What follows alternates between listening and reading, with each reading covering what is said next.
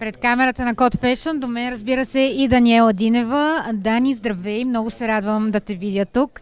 Поредна награда, успяла дама. Кажи ми как си минути след спечелването й? Добър вечер и аз много се радвам да ви видя. Както знаете, вие сте в моя приятелски кръг, така че винаги е удоволствие да бъдем заедно.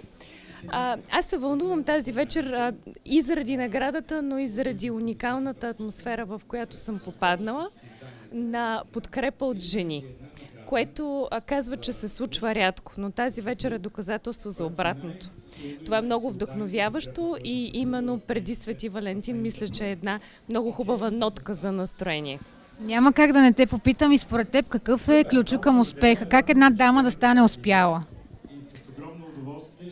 Аз не съм по магичните ключове, а по усърдието и дисциплината. За мен това е ключът към успехът. Абсолютно съм съгласна с теб и ти благодаря много за разговора и още много успехи и награди ти пожелавам. Благодаря ви и на вас също. Заедно да постигаме много.